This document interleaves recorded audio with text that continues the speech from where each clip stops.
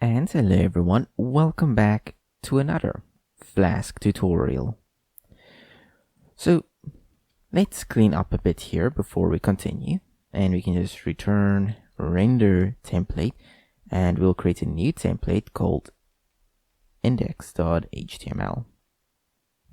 We can remove the methods, we'll just be using get.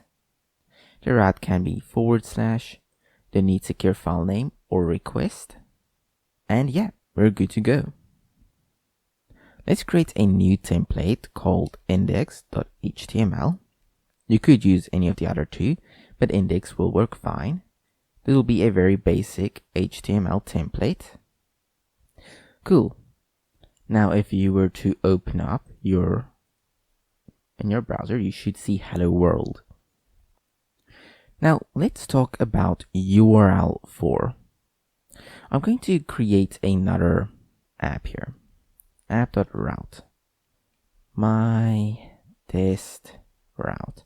So just a test route, nothing special about it.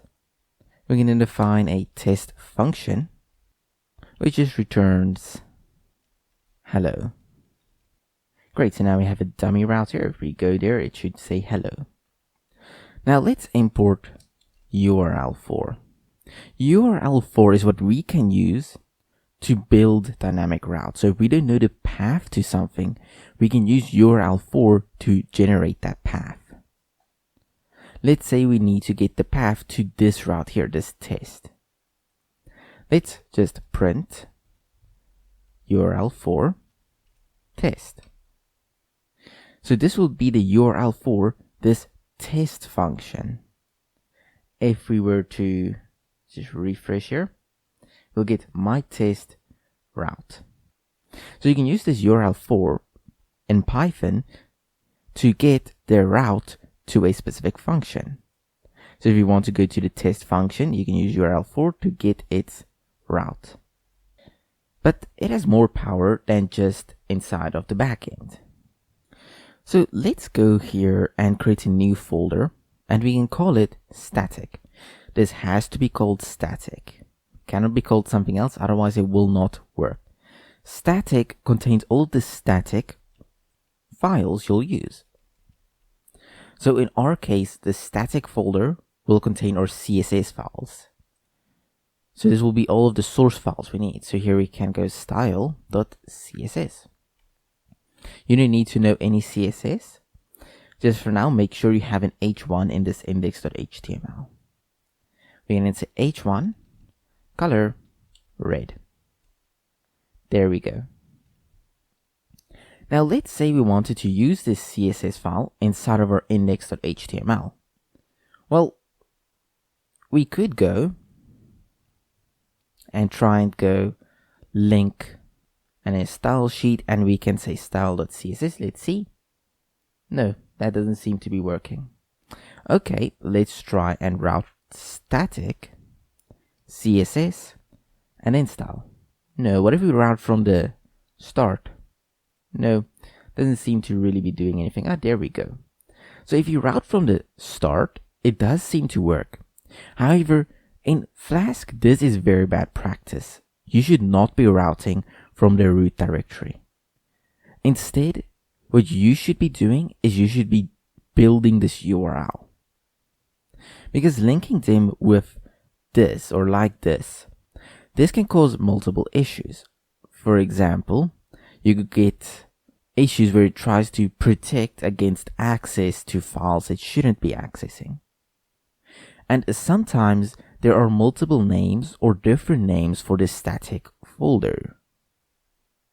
And you're not guaranteed to know what this name necessarily is. But one thing that always stays the same is the function call to build this URL. So instead of doing this, linking from this / into static, what you should be doing is use Jinja. We've talked a little bit about this in the past, but you'll see this being used almost everywhere when you use Flask with just regular HTML.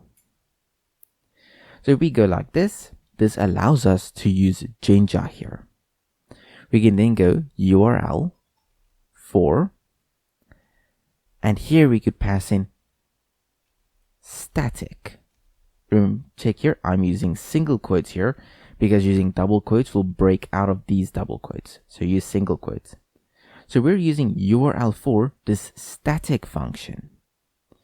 And then we can append to that file name and then css/style.css. So this right here will build a route to this static folder. So if this name ever changes, which you could do if you wanted to, then it will still redirect to whichever that folder name is, where the static files are saved. Because Flask has a built-in function static which links to this static folder. If we save and we refresh, we still get red text. If we open up our object inspector,